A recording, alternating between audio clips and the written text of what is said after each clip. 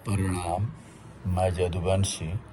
New York को 111 साल बाद सबसे युवा मेयर मिला। क्या बिहार को नया मुख्यमंत्री मिलेगा? एक नहीं 3 भारतवंशी मुसलमानों ने अमेरिका में रचा इतिहास। महत्वपूर्ण राजनीतिक पदों पर जिम्मेदारी संभालेंगे जोहरान ममदानी, गजाला हाशमी और आफताब। क्या महाराष्ट्र में यूपी बिहार वाले ऐसा बोल सकते हैं? मैं मुस्लिम हूँ, अप्रवासी हूँ और इसके लिए माफ़ी नहीं मांगूंगा। जोहरान ममदानी। न्यूयॉर्क वालों ने असंभव को संभव बना दिया। जोहरान ममदानी ने कहा, न्यूयॉर्क तुमने इतिहास रच दिया है। उन्होंने कहा, हम इसलिए जीते क्योंकि न्यूयॉर्क वासियों ने खुद को यह विश्वास दिलाया कि असंभव को संभव बनाया जा सकता है। हम इसलिए जीते क्योंकि हमने यह ठान लिया कि अब राजनीति हमारे ऊपर थोपी जाने वाली चीज़ नहीं होगी, बल्कि यह वह चीज़ होगी कि जिसे हम खुद करेंगे। भारतीयों के लिए नए मेयर चुने जाने के मायने।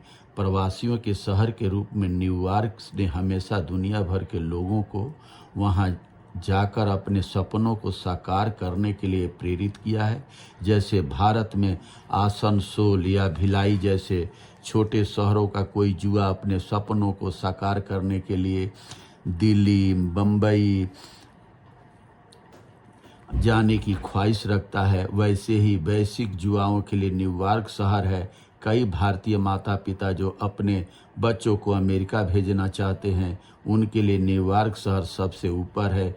यही बात उन भारतीय छात्रों के लिए भी लागू होती है जो वहाँ पढ़ाई करना चाहते हैं और उन पेशेवरों के लिए भी जो वहाँ काम करना चाहते हैं। यहाँ सवाल भारत सरकार से भी है, वर्तमान सरकार से। नेहरू जी को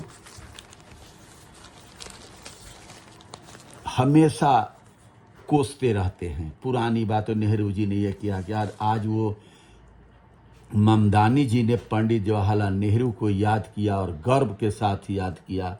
ममदानी ने इस दौरान पंडित जवाहरलाल नेहरू को याद किया। उन्होंने अपने भाषण के दौरान जिन बातों का जिक्र किया, पंडित नेहरू ने वही बातें 15 अगस्त 1947 को भारत की आज़ादी के बाद कही थी। ममदानी ने कहा कि आपके सामने खड़े होकर मुझे जवाहरलाल नेहरू के शब्द याद आते हैं। इतिहास में कभी कभी ऐसा क्षण आता है जब हम पुराने से नए युग में कदम रखते हैं। जब एक युग समाप्त होता है और जब किसी राष्ट्र की लंबे समय से दबाई गई आत्मा को अभिव्यक्ति मिलती है, हमने नए युग में कदम रख लिया है। आज यहाँ सवाल भारत सरकार से, आरएसएस से है कि जो कहते हैं कि देश हमारा 2014 में आज़ाद हुआ। गांधी, जवाहरलाल नेहरू, महात्मा गांधी, सरदार पटेल, राम मनोहर लोहिया, अंबेडकर जी, जिस कष्ट से देश को, राजेंद्र प्रसाद, जिस कष्ट से देश को आज़ादी मिली, क्या भी असमानता एक दूसरे की अंग्रेजों ने फूट डालो राज करके आपस में लड़ा करके हमारे देश को 2 टुकड़ों में बांट दिया। और उस गरीबी की हालत में किस तरीके से नेहरू जी ने देश को संभाला। आज बसे बसाए घर में प्रधानमंत्री जी, चाहे भाजपा के, आरएसएस के जितने भी लोग हैं, नेहरू जी को, कांग्रेस को कोसते रहते हैं। उन्होंने कितने बढ़िया से देश को संभाल करके आज आपको सौंपा है कि आप हर राज्यों में अपनी सरकार बनाते चल रहे हो।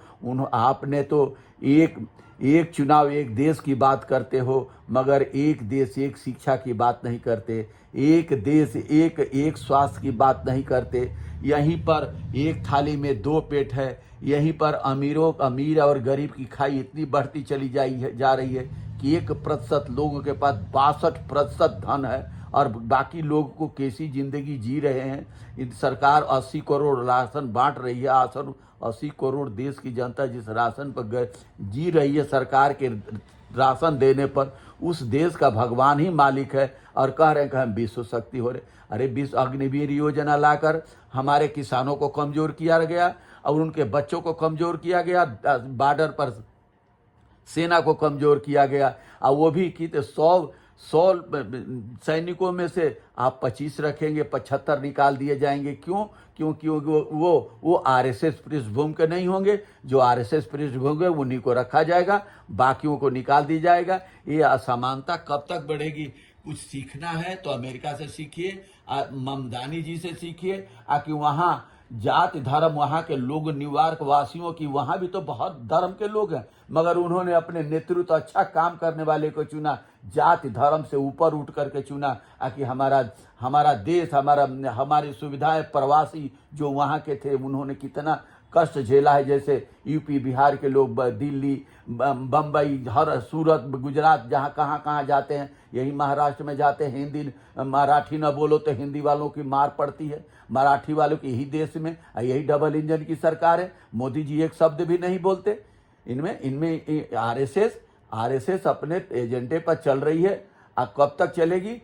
और मंडल और कमंडल की लड़ाई समाजवादी जब तक जिंदा रहेंगे, आरएसएस का एजेंडा कभी लागू नहीं होगा।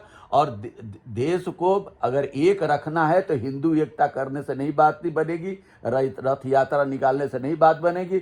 यहाँ पिछड़ों, दलितों, आदिवासियों, किसानों, मजदूरों और नौजवानों को एक बराबर शिक्षा, एक बराबर रोजगार, एक बराबर सब जगह देना पड़ेगा। तब यह कि 10% राहुल गांधी जी आवाज उठाते हैं, 10% संस्थाओं पर सब जगह कब्जा है, 10% लोगों का, 90% लोग बाहरी हैं, खाली पद है मगर उनको भरा नहीं जा रहा है। यह असमानता देश को कहाँ लेके जाएगी? जे जिन का नेपाल में प्रदर्शन हो चुका है, बांग्लादेश में हुआ है, नेपाल में हो, श्रीलंका में हो चुका है, और देश के अंदर भी नौजवान, आम जनता में चर्चा चल रही है कि जेन जी कब तक सोता रहेगा। बहुत बहुत धन्यवाद, नमस्कार, प्रणाम।